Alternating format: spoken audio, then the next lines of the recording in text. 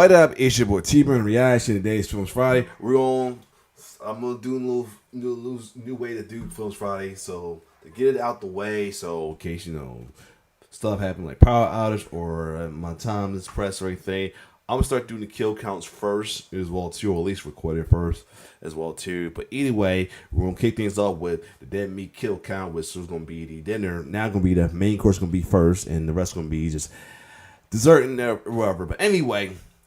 We're back at the Alien Predator. I think I might have skipped a week with that. I'm not sure. Who knows? Maybe I didn't. Anyway, we're back on the Alien Predator as we are back on the Alien side of Alien in the Predator series, and we're looking at the prequel, the first prequel of the Alien series. That's none other than Prometheus. I heard about this movie, but I don't know why I never knew it was about aliens until finding out the connection with it as well too. So either way, this is going to be an interesting one to check out as well too. As we look at one of the first prequel of one of the iconic sci-fi series as well too. The very last one we'll do is it will be a prequel of the other iconic series, which is Predator.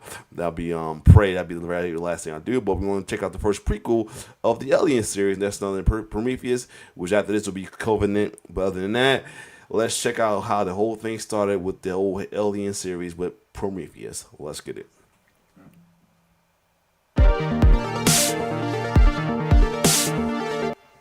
Welcome to the Kill Count, where we tally up the victims in all our favorite horror movies. I'm James A. Janice, and today we're looking at Prometheus, a 2012 prequel to the original Alien quadrilogy. Prometheus was made by Ridley Scott, who directed the first Alien film back in 1979. And you'd think with his return to the series, this movie would be a slam dunk. Unfortunately, I found it pretty mediocre and frustrating. And at times it even felt like I was just watching that first movie all over again, only without any xenomorphs. That's because Ridley Scott and co-writer Damon Lindelof, showrunner of Lost, didn't want Prometheus to set up any— Hold on a second, before I go forward, I gotta put it on auto because it's like back for quality and some quality coming out just a little bit blurry. So anyway, put on 720. Hopefully 720 will make it too choppy or anything like that. Looks like kind of starting to take it choppy a little bit already, so may not be a good idea. We'll see any specific storyline from the old movies, and instead we're more interested in only visually referencing those films. So for Prometheus's aliens, they wanted all new creations, although sometimes they end up feeling like B-grade xenomorphs. And why make new shit if it's all just crappier versions of old shit? Looking at you, most remakes. So although this movie's got a hell of a cast, from the OG Lisbeth Salander to everyone's ideal James Bond, and it looks absolutely beautiful, from all the sweeping landscape shots to the way it perfectly combines practical effects and CG, I just couldn't fall in love with Prometheus. I think the best thing I can say about it is that it's very ambitious. It really wants to engage with lofty, even biblical questions like where did we all come from and what does it all mean? Too bad the movie ultimately forgets to be entertaining and mostly leaves you yelling at the characters for making stupid choices. Thankfully, we all know that stupid choices often lead to people dying. Let's find out how many victims there are and get to the kills. The movie begins with gorgeous shots of an ancient Earth's landscape, played by northeastern parts of present-day Iceland. Great acting there, Iceland. An alien figure walks towards a spaceship hovering over the real-life Dettifoss waterfall and takes off his robe to— oh my god, that is the most ripped being I've ever seen. Yo, this dude gives Mr. Universe a new meaning. He looks like, what's the dude? It was like the boss, almost low-key look at the boss off of Street Fighter 5. I forgot what his name was. Well, is a he on Street Fighter 5 on Street Fighter Street Fighter 4 it was a he, but Street Fighter 5 became a she. What was the boss name? What was the final boss name? G. Was it G? What's it called? G? Seth. Yeah, Seth. I said, G? No, Seth.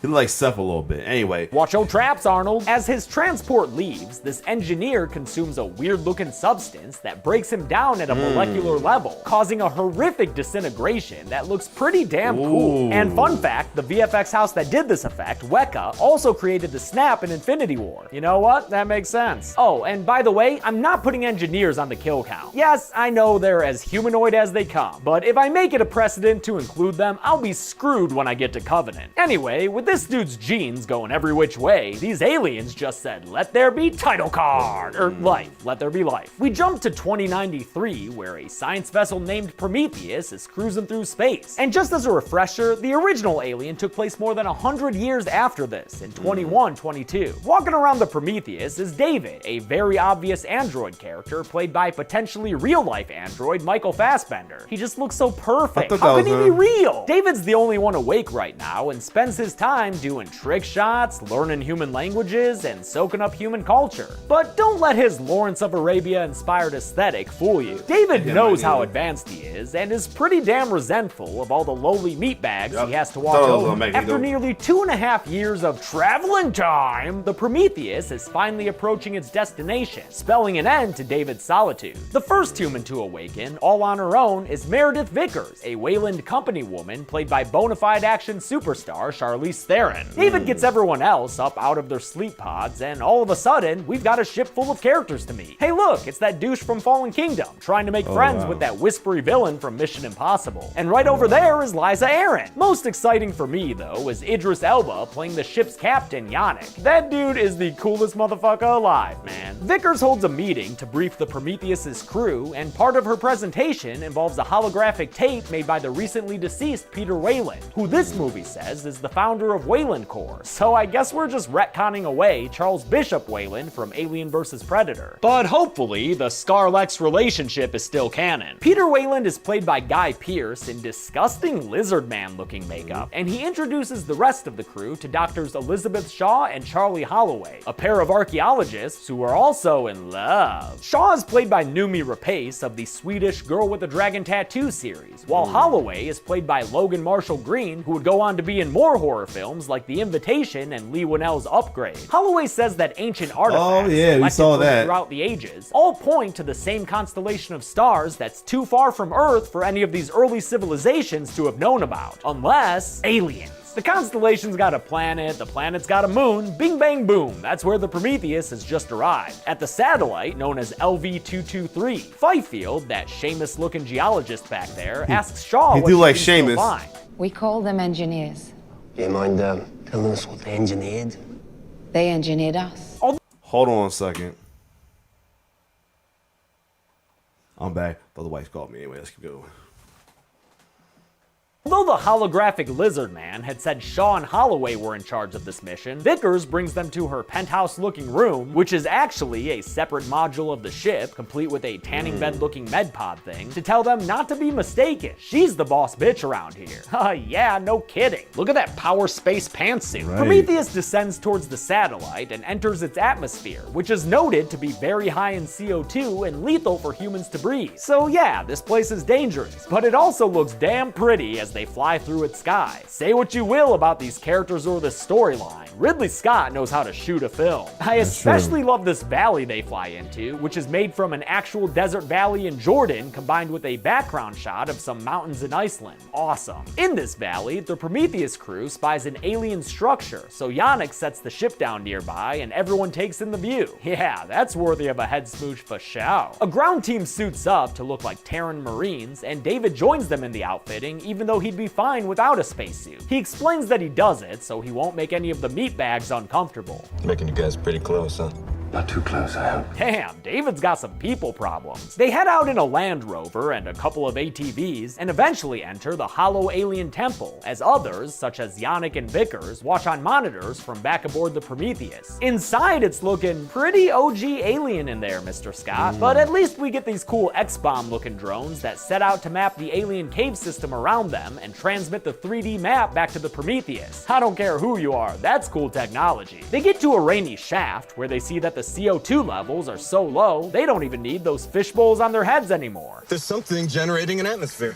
Cleaner than Earth, actually. I mean, that's cool and all, but maybe still wear that shit in case of alien bacteria or something? Then again, I'm not a spacefaring scientist, so what the fuck do I know, right? These helmetless yahoos walk around some more before David finds some ectoplasmic goop on the wall and then somehow beep boops the right combo of bip bops to start a light show in the hallways that depicts a bunch of holographic engineers running for their lives. What the hell was that? I don't know, y'all, you tell me. Seems like some kind of security footage from the past or something? Because after they see one engineer get decapitated by a door, they walk up and find its body right where the light show left it 2,000 years ago. Finding hard evidence of alien existence is too much for Fifield, so he and biologist Milburn, played by Rafe Spall, leave to head back to the ship. After they leave, David once again somehow bim-bams the door open. Wait, we don't know what's on the other side. Oops, sorry. Ah, jeez, Lord. I thought 3PO was insufferable. Behind the door, they find Olmec, he of the hidden temple, as well as that engineer's head and a whole bunch of vases. Although I'm a little annoyed at how this looks like that room from Alien, only with vases instead of eggs, I've got to give props to Prometheus for building so many fully sized kick-ass sets. They built them at Pinewood Studios It's on the like famous has listened to his 007 people. stage, the single biggest film stage in Europe, which, as its name suggests, is where they shot a bunch of James Bond movies. The team Okay. begins to explore, not noticing these little wormy guys on the ground, before an incoming storm outside causes the Prometheus crew to call them back. As the scientists bag the decapitated engineer head, David sees some black tar-looking goop emerging from the bases and steals one of the urns without anyone else noticing. They reboard their land vehicles and try to outrun the storm back to the Prometheus. And despite a head mishap and the silica storm catching up with them, David's able to Batman them back aboard the spaceship where they're mostly safe and sound. There's only one problem. Turns out Fifield and Milburn never made it back, and instead got shit. lost in the alien tunnels. How did the crew aboard the Prometheus, watching them on camera, allow them to get lost? I have no idea, but with the storm raging outside, these two are gonna have to bunker down for the night. The scientists sterilize the engineer head and discover that its cabal-looking visage is actually just a mask, and that the engineer's real head looks pretty damn human underneath. This should be a pretty big deal to Alien fans. We've known these gigantic elephantine engineers since the original film, but most people just assume that that's how they looked, and not that they were wearing a helmet or anything. Now we're learning that that figure the Nostromo crew found is actually one of those super buff engineers like the dude we saw by the waterfall earlier. Shaw gets the genius idea to,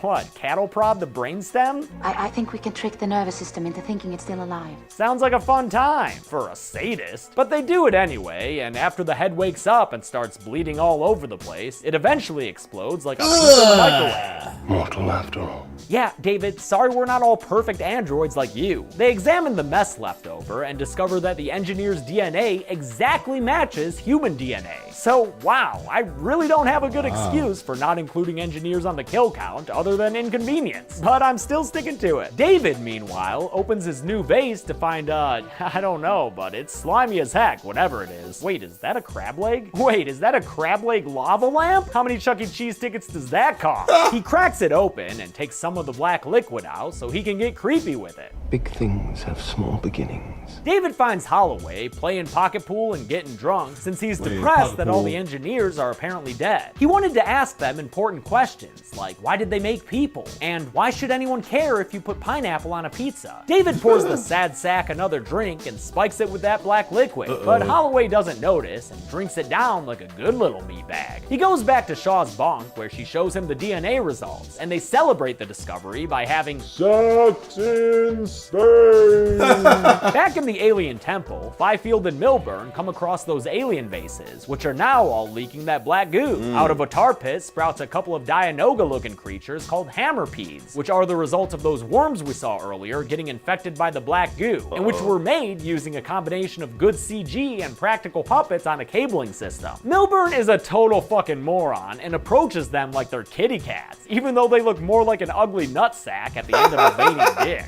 Damn, the alien movies are phallic. One of them sprouts frills like a Dilophosaurus and attacks Milburn, because of course it's going to, you stupid jackass. And when Fifield tries to cut it off, he gets sprayed in the face with alien acid blood. His visor melts into his skin and he falls face first into a puddle of goo, while the hammerpede crawls into Milburn's helmet and then right down his throat to choke him to death. The next morning, Holloway wakes up not feeling great, with eyes so red not even Clear Eyes could help. And Clear Eyes is awesome. A bunch of the crew heads back to the temple to look for Milburn and Fifield and end up in the vase room where those urns are bubbling like the Clampett swamp. They find Milburn's body, but no sign of Fifield, and before they can look for him further, Holloway gets so sick from David's alien juice cocktail that he can't even stand on his own anymore. David himself has been on his own side quest this whole time and finds a giant room with a quadrant of caskets and the squishiest control panel I've ever seen. Man, I want to press those buttons. Because Because he can apparently floop-dop any alien device ever, he successfully activates another holographic memory, showing that the engineers love to get down with the jazz flute. Hey, Aqualung! It also shows David how to use this room for holographic space maps. Look at me, I'm a star. I can see why this is so much fun. He's got the whole world in his hands. The whole world in his hands. When the light show goes down, David realizes that one of those caskets contains the apparently last living engineer, and that's enough to give him a creepy android smile. The crew gets back to the Prometheus, but since Holloway is looking almost as bad as reptilian Guy Pearce, Vickers refuses to let him board because it might mean contaminating the ship. You know, the same exact dilemma Ripley had in the original goddamn Alien movie we've all already seen. But Holloway is actually in so much pain, he doesn't even want to keep living. So after croaking to Shaw that he loves her baby, he tells Vickers to do it to it, Lars, and she does. That boy goes up looking like that Let It Burn Elmo gif, and he succumbs to the flames right there on the ramp of the Prometheus as Vickers and Shaw react with shock and hysteria. Shaw wakes up in a med bay to David asking if she and Holloway had boned lately. What, they forget to program some tact into you, buddy? Because that's pretty damn personal. But he's asking because she's pregnant, and it looks like the baby's 3 months along, even though the supposed consummation only happened last night. It's not exactly a traditional fetus. She demands that David remove the fetus, but he refuses and drugs her instead, because David's no longer a tweener. He's a full-on heel, motherfuckers. After he leaves, Shaw sneaks off on her own to Vickers' med pod and hops inside to get an emergency C-section. Emergency C-section? Before that baby ups and belly bursts her. The machine removes an egg sac with a squid-like creature inside called a trilobite, which kind of feels like Ridley Scott wanted a new chest burster that wasn't quite a chest burster for some reason. Still, the trilobite looks freaking awesome. It's another practical creature that uses a cabling system to move around, and it was designed by Neil Scanlon, who also made the Hammerpede and other creature effects in this movie, and whose work was last seen on the Kill Count when I covered Jurassic World Fallen Kingdom. I love this dude and his team's animatronic effects, and the fact that they made this alien embryo using a condom. Always use a prophylactic. Shaw slinks under the trilobite to escape, then shuts it inside the med pod and gasses it with a decontaminant that she hopes will kill the creature. Spoiler, it doesn't. In the cockpit, Yannick sees that Fifield's helmet cam is suddenly right outside the ship, so forget doing anything cautious. Let's just open the pod bay doors, Hal, and see what's going on. I hope he's a zombie or something. Oh, a shit. Ki-Adi-Mundi looking zombie. He's actually more of a Ki-Adi mutant, and Mutant Fifield kills 5 dudes while jumping around and screaming like a monkey.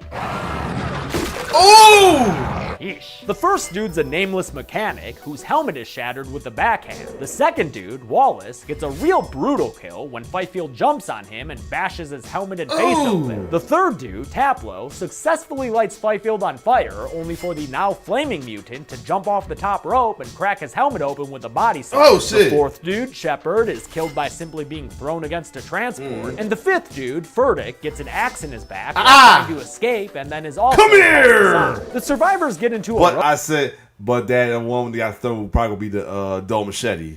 over and run over the mutant Fifield like he's a xenomorph, and the nasty boy is put down for good after Yannick and his pilot Chance unload on it with a flamethrower and a shotgun. It's a pretty solid action sequence, and I respect the hell out of Fifield's actor Sean Harris for actually doing all these cable stunts and getting lit on fire a bunch of times. Hold up. Over a little like crazy am getting choppy. And a little out of sync. So hold on a second. I might have to put this down to 480. To 480 though. Give me a second. But yeah, it was getting a little choppy. But whew, that was kind of brutal. That scene was a little brutal. Anyway. Okay. Hopefully it gets a little better. Not as choppy.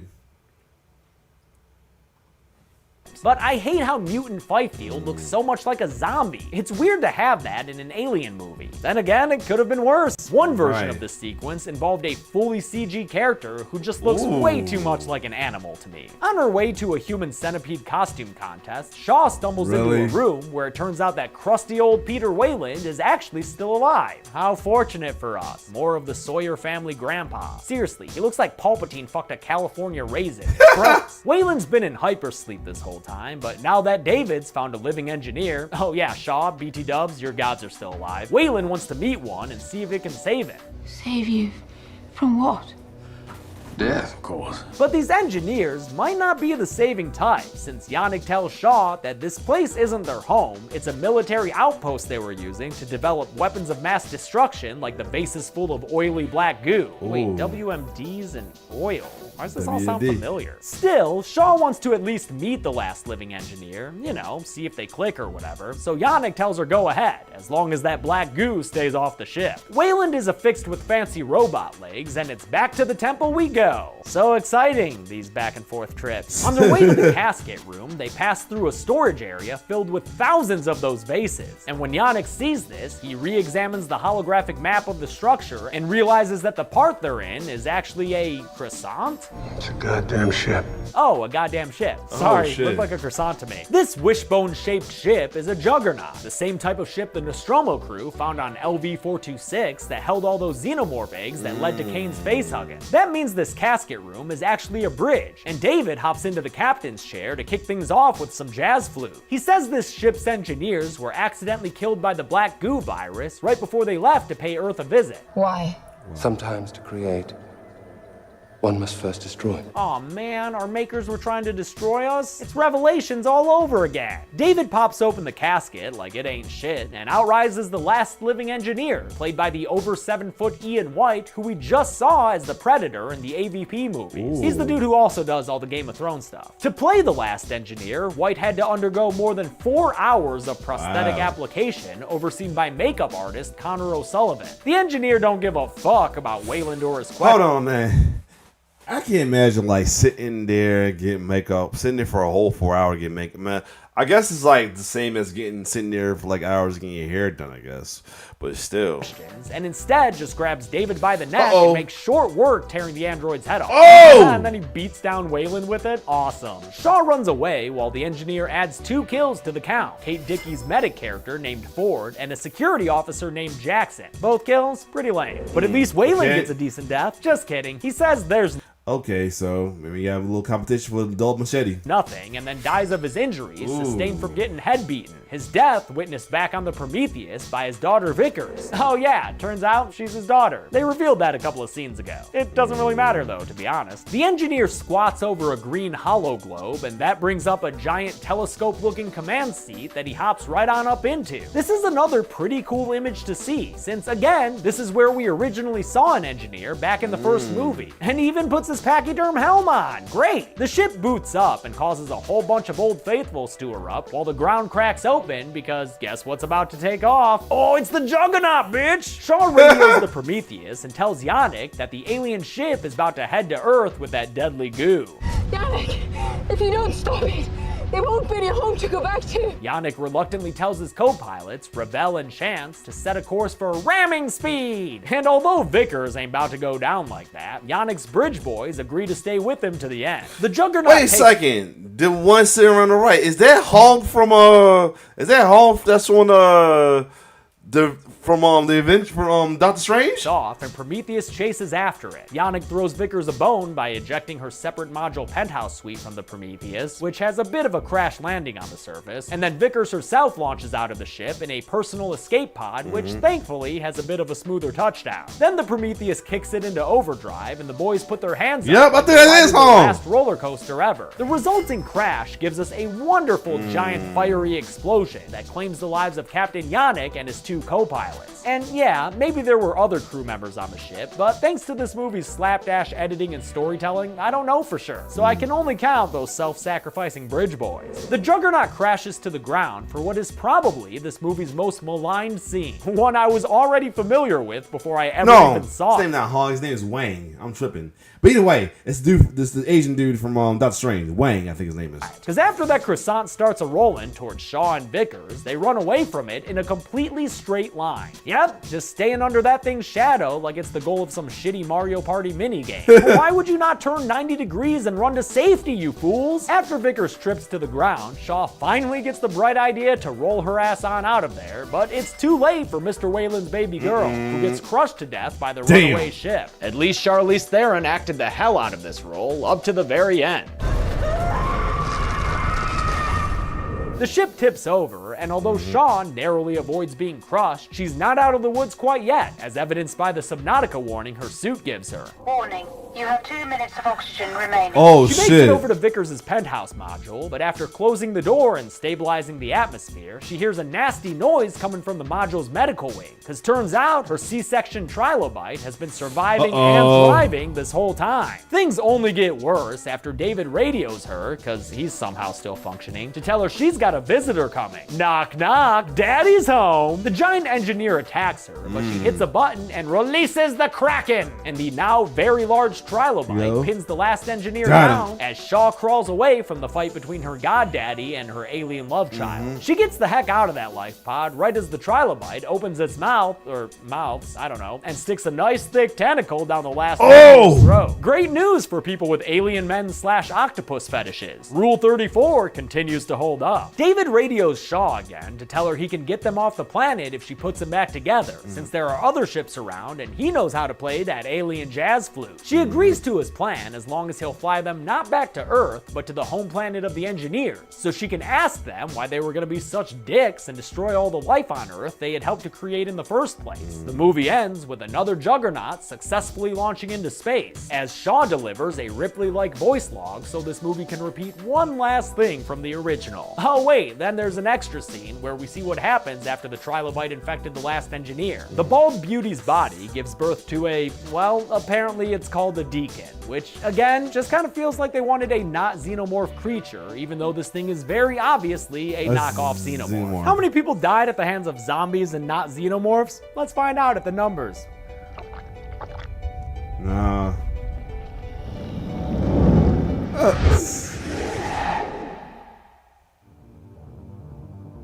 15 people died in Prometheus, at least as far as we could see. The victims consisted of 13 men and only 2 women, and surprisingly for an alien movie, no androids. You lucked out there, Fassbender. With a runtime of 124 minutes, we had a kill on average every 8.27 minutes. I'll give the golden chainsaw for coolest kill to Fifield, as long as I can count the helmet melting transformation along with his much simpler mutant death. If you think I can't do that, well then here, it goes to Wallace, because that death was brutal and kind of came out of nowhere. Dull machete for lamest kill will go to Vickers, because even though some other kills were pretty lame, none of them were as head-scratchingly stupid as this roll of death. And that's it! Prometheus came out in 2012, and its sequel, Alien Covenant, works as the second part of the Alien prequel trilogy. We'll look at that next week, but until then, I'm James A. Janice. This has been The Kill Count. Thanks a lot for watching this week's Kill Count. There you have it. Alien Covenant, that's Prometheus. So next one we'll be checking out when we get to the Alien Predator week is Alien Covenant. So wait a minute. He said he said a prequel trilogy. Is there another one? Let me see. Alien Predator movie order that either he didn't cover or I got more ways to go. Let me see. Here we go. No, it's in the Aliens. Is that? No, that's right. That's right. So yeah, I didn't miss one. I thought I missed a movie. No, I didn't. So yeah, so once of that in order, I still got Alien Covenant. Then we have The Predator and then Prey.